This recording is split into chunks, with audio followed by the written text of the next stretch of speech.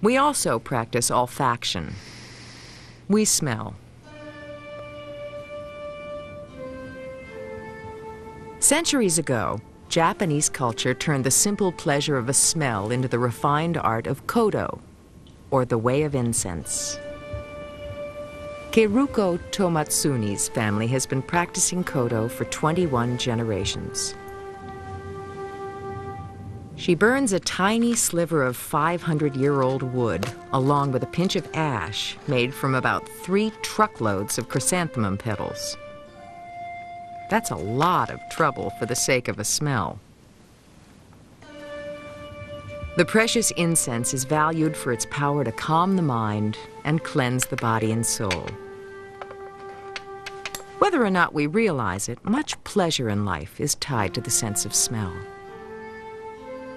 We now focus our sense of smell really in the world of cosmetics and perfumes and food. And it has become really an industry of art, if you like, where we can get along quite well without the sense of smell, but it enormously enhances our lives. People often don't realize that the nose has 2 jobs, that it samples air from the outside world, and that's what we call smell, but it's always sampling air from the mouth, retronasal olfaction, flavor. Some might argue that wine tasting is an art form involving all of the senses. The sound of the wine pouring from the bottle, the feel of the glass, the temperature of the wine, its color, smell, and flavor. But to truly taste the wine, we rely on our sense of smell. The most interesting part of wine for most wine experts is really the olfactory part. The odors that are in your mouth are moving up behind your palate into your nose when you swallow and when you move the wine around in your mouth. What we typically think of as taste is actually a combination of what enters our nose and lands on our tongue. Smell and taste are our chemosenses, and in both, we are detecting molecules floating in air or dissolved in liquid.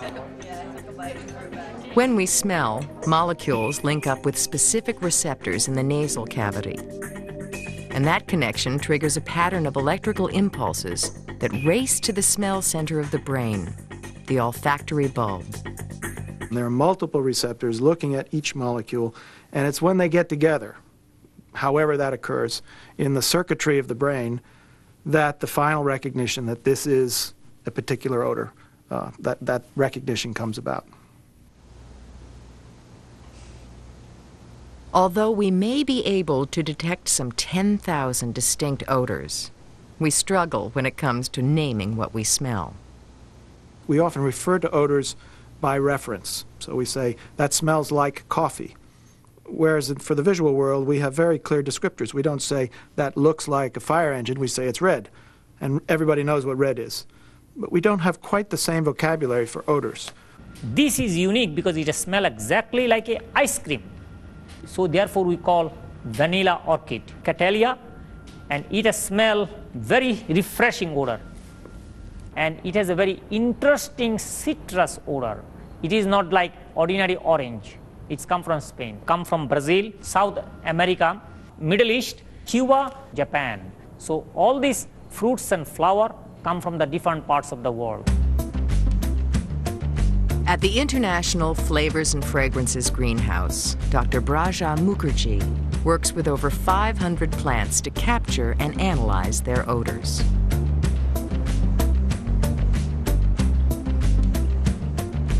His company develops new fragrances and flavors that are as close to nature as possible. It's a complex process that begins with Mukherjee at a tiny fiberglass needle.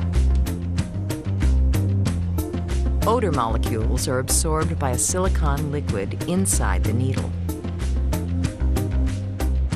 This machine then analyzes the contents of the needle and reveals the exact molecular composition of the odor. The result is a recipe for the odor of orange.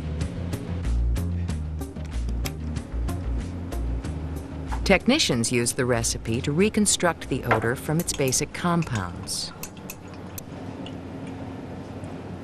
The natural odor of an orange has up to 400 compounds with names like limonene and acetaldehyde. With the formula in hand, food technicians can construct a flavor that never saw Florida. They add the odor of orange to their flavor mixtures and create new fruit drink concoctions, candy, and dozens of other products. Odor molecules mean big business. We literally inhale the results.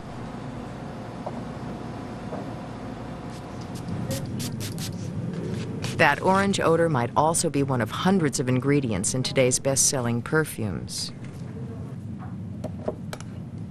It would add a hint of citrus, even if we didn't know quite where the odor came from. The way each person will change a smell. While humans possess one of the dullest senses of smell in the animal kingdom, we make up for it with the impact smells have on us. The link of olfaction to memories, of course, is known by everybody. We have all had the experience of walking into a room and immediately reminds us of our grandmother's attic, a rather complex memory evoked by a rather complex odor.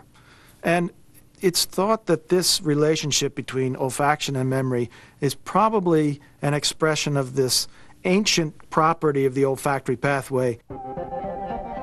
That ancient property is our brain's limbic system, the center of our emotions, memory, and sex drive.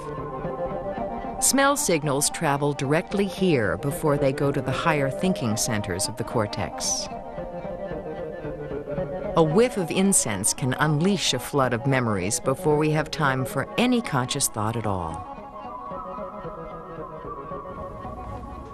French lavender is kind of floral, kind of herbaceous. At the Fragrance Bar in Aspen, Colorado, Drew Schiller believes in the power of smell on the subconscious. He helps customers find the right ingredients to create their own evocative scent. The most popular fragrances are your clean and fresh and your vanillas. You know, vanilla, they say men will be attracted to vanilla on women because it reminds us of our mom's baking. There's some truth to that. Men's fragrances have a lot of leather, tobacco, musky scents that are believed to attract a woman, being that she would be reminded of her father. Freud would have a field day with that theory. I think this whole area is up for grabs, and possibility of molecules in the outside environment coming into the nose and influencing complex behavioral patterns in the brain is very fascinating, and really potentially tells us something about deep workings of the central nervous system. The team from the MIT Artificial Intelligence Lab has no plans to give Cog a nose. It's sort of a paradox, but smell and taste are some of the most primitive senses we have, but it's the ones that we're at least able to duplicate on robots.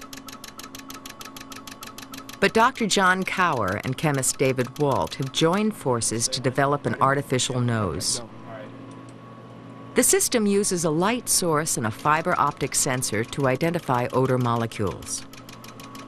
A computer sorts the signals and matches them against known smells.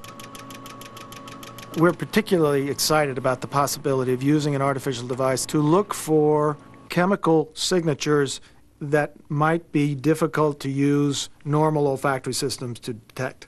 For example, one of the most difficult problems in the world today is the occurrence of these landmines, anti-personnel mines, that are distributed by perhaps 100 million or more in Cambodia, Bosnia, Africa, and many other places. The ability to sniff out deadly explosives in landmines or luggage could save thousands of lives each year. That's very nice. And who knows? One day, a cog with an artificial nose might let us know if the wine is ready to pour, help us unravel the mysteries of Japanese incense, or suggest we head for the showers. In the meantime, only the nose knows. Let's try it again.